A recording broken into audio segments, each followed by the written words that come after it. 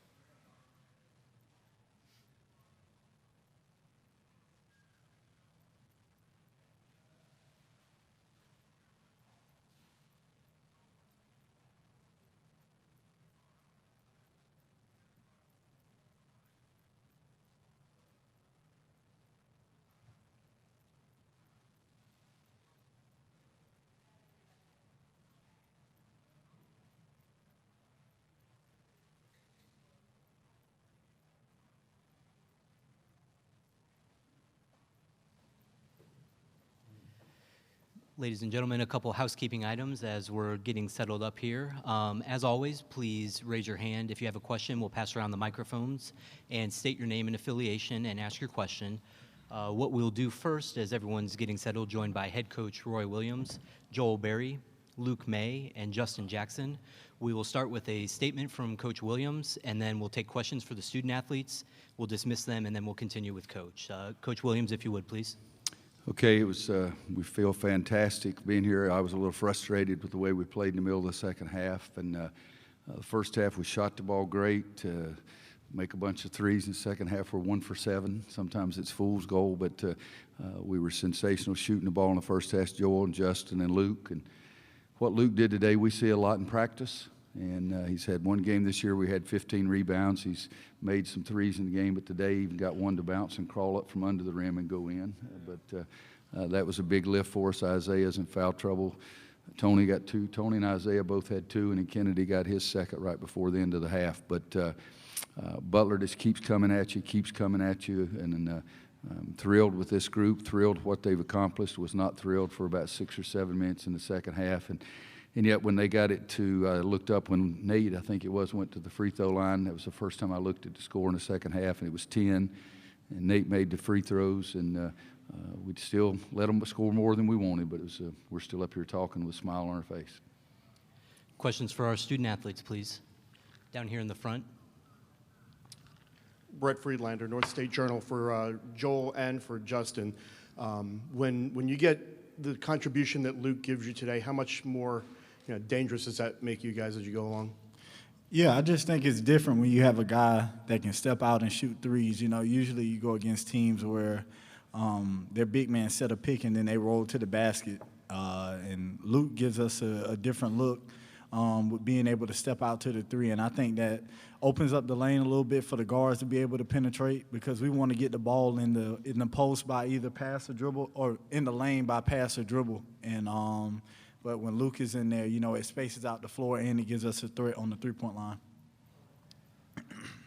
You want me to go? Yeah, I mean, just to echo what Joel said, you know, any screen on the ball, if they hedge too long, that's a wide open three. You know, he just adds different aspects to our game that just helps us. And for him to come out here and play like this, it was huge for us and huge for him, and we need him to keep it going. Down here on the left in the front. This question is for Luke, Kiera Luke, the Raleigh and Company. Luke, when we first spoke during Media Day earlier this year, you said that you want to help your team by any means necessary and progress and fix what you need to fix to get the team where they need to be. How have you seen your progress this year lead up to this moment today with career high points and rebounds? Yeah, I just want to go out there and play the best I can and try to limit the mistakes I make and do what I can to help my team win, because that's the most important thing. And today I got a couple shots to fall in and felt pretty confident, and it kept going, and it gave us the win today, and that's the biggest thing we wanted, and we're moving on to Sunday. On the aisle on the right here in the middle. Kate Carlton, South Boston News Record for Justin. You score 8 points in the first 7 minutes of the game. What did you kind of see out of the defense that allowed you to get off that hot of a start? I mean, I saw that they had a smaller defender on me,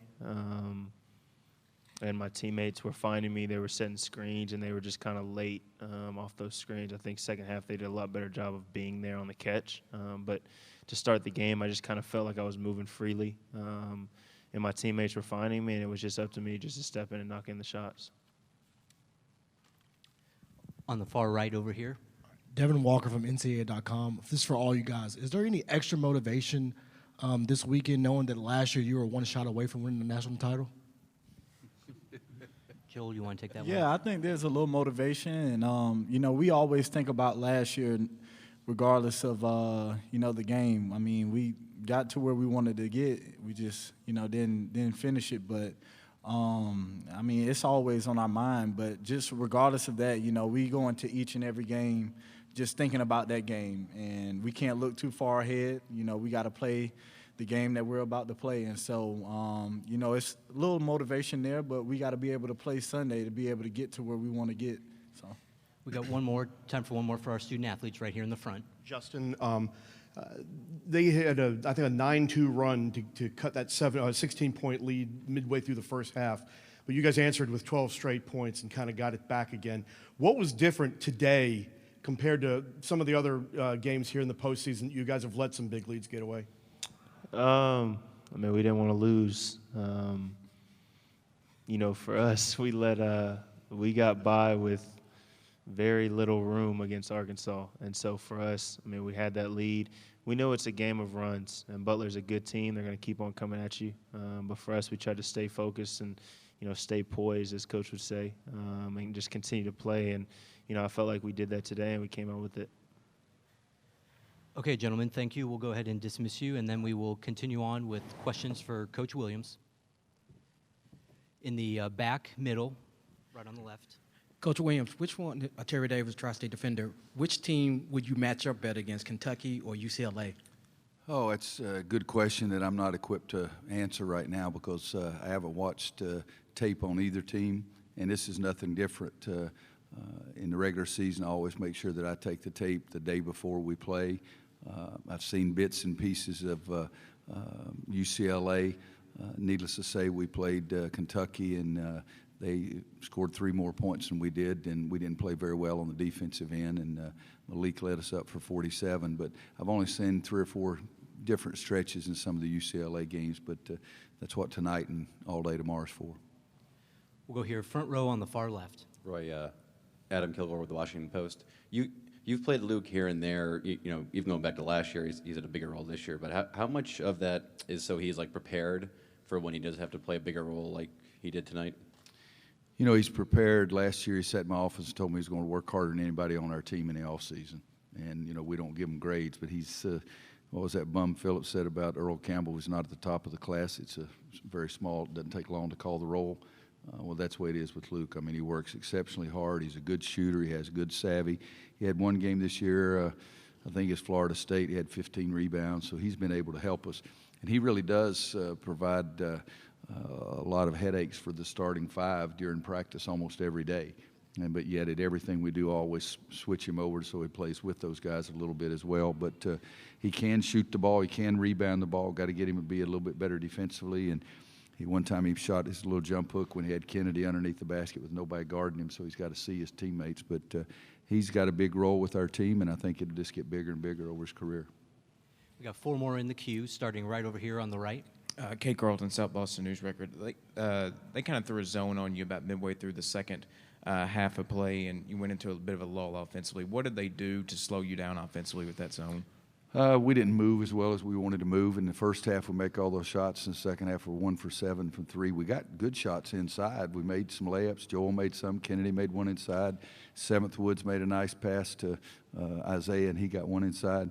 But what was hurting us was not the offensive end. I mean, we shot 54% for the game, 56 in the second half. What hurt us in the second half is we didn't rebound the daggone basketball on their end. They kept getting multiple opportunities at it. It wasn't our offense that bothered us. Going on our far left over here, Coach. Okay. Artie. Roy Archansky, WCHL. You were around when Mark May played quarterback for the Tar Heels, right, in the 80s. So, and then both parents are Carolina kids, and you've recruited some Carolina families in the past, but has there ever been one quite like Luke? I mean, from the moment he opened his eyes, he was probably a Tar Heel fan. Can you go through about the recruiting and is he better than you thought he would be? No, not at all. He came to our camp 5 or 6 years, and I kept telling Mark, just don't be in a hurry because I think he's going to be good enough. Just don't be in a hurry. And I felt like that, and I was dumb, because we had offered some scholarships to some other people, but I told Luke I wanted him to come. Notre Dame, Clemson, Virginia, Davidson had really made a nice effort in recruiting. But I said, you can really be a good player for us. You can be extremely important to us. And what he's doing right now is I'm serious, guys. We see this every day at practice. I mean, he drills the white team so much and has so much fun with that. But the dumbest thing was that I asked him, I said, don't have your feelings hurt. But I'd like for you to come your first year and pay your own way, and then we'll give you a scholarship the rest of the way because we had some scholarship offers out there that I felt like we needed. And needless to say, we didn't get them. So it was one of the neat phone calls ever. I called Luke one night and said, I want you to go in and ask your mom and dad if you can have just $1,000 to go to the beach and blow it this weekend. And he said, Coach, I don't know if I can do that. And I said, well, tell them that I just called you and gave you a $25,000 scholarship for the next year, so at least they ought to be able to give you $1,000 to blow. But he had some fun with it. But I always thought that Luke was really going to be good. It's just, again, some of the other scholarship offers we had out there were people that I'd promised to for a couple of years. But I think Luke is, he has the ability to shoot the ball. He has the ability to rebound the ball. But the reason Luke's going to be successful is what he's got in his brain and his heart. One more over here. Brett Friedlander, North State Journal. Roy, it's been a while since both Justin and Joel have had good offensive games together. How good was it to see those two guys do what they did tonight? Well, at this stage of the year, if you don't have good offensive games or good defensive games, you go home. But we do need to be clicking a little bit on all cylinders. We got we only had 3 guys in double figures today, but one of them's 26 and the other 24, so that's pretty good. But yes, we do need both of them making shots and doing some things for us. We actually do have time for one more right here, Coach, if that's okay. Coach Kiera Luck of Raleigh and Company, how important is it to have Sean May on your bench, giving the team that experience from winning a championship and getting them to keep their head focused and win it all? Well, every now and then I'll ask Sean, I said, do you remember what it felt like at this point? And he'll say, yeah. And I said, do you ever have any more fun? No. So talking to him like that, he's the cheerleader for those guys. And I say, hey, Sean's jersey's up there, but also he's got a banner on the other end that he was really responsible for. So anytime that he's encouraging them or cheering them on, they like that. Thank you, Coach. Congratulations. Thank you.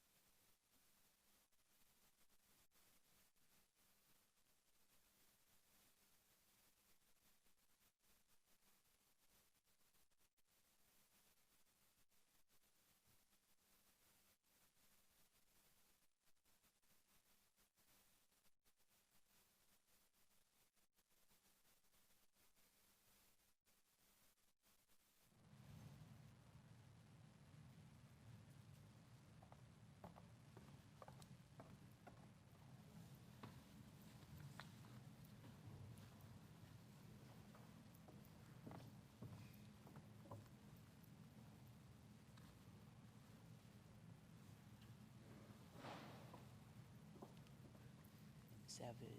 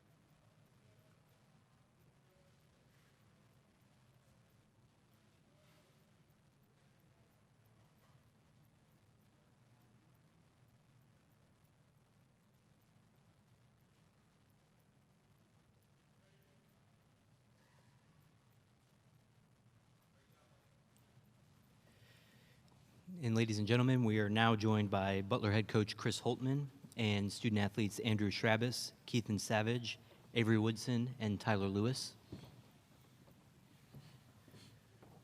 We'll go ahead and begin, Coach, with an opening statement, and then we'll take questions for our student athletes, and we'll dismiss them and continue on with Coach. So, Coach Holtman, whenever you're ready.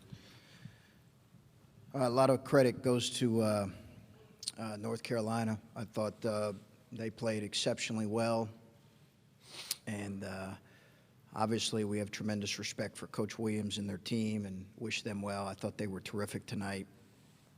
You know, I'll get into this more later, but obviously, this is a sudden end to, one of the most special teams I've ever been a part of, for sure. And it's special because of these guys and the guys in the locker room. So it's always a sudden end, but it's particularly sudden when you have a group that is this special, and I mean that wholeheartedly.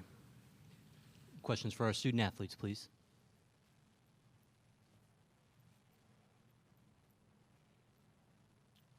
Over here, far right, front row. One second, please. Microphone's coming right behind you. Andrew, was Carolina better in person than you thought? Watching tape all week, were they better in person? And what got them, what allowed them to just get so hot early in the game from the perimeter? I mean, we knew they were an unbelievable team. We scouted them as one of the best teams in the country. Like, we knew they earned that respect. At the same time, we let them get into a rhythm, especially in the beginning.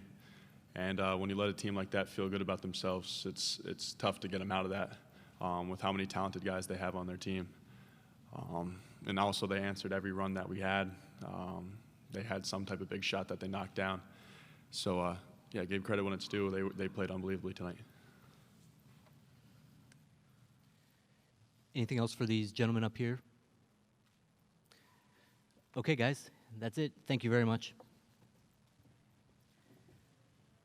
And now we'll go ahead and continue on with questions for Coach. Right here in the back on the left. Hi, Coach. John Varlas from the Commercial Appeal in Memphis. For those of us that haven't followed your team all year, expand a little bit about what made these guys so special and what made you, makes this end so bittersweet for you guys. I think it's been well documented in our circles. We were picked 6th out of 10 teams in our league. It was widely considered a rebuilding year, and I even thought it may very well be that. I think people thought we were going to scratch and claw for a chance to even play in March, and for this group to achieve what they did really from day one. We had some moments that we'd like to forget, but a lot of moments that we hope we never forget. And it was really a year full of incredible moments, from beating the #1 team in the country twice and winning a pre-conference tournament, the number of really special moments we had as a group. I can't say enough about the leadership that we had that allowed us to do that when certainly people didn't expect that to be the case. We would have liked to have played better than what we did here tonight, but again, Carolina deserves a lot of credit. Staying on the left-hand side, one more back.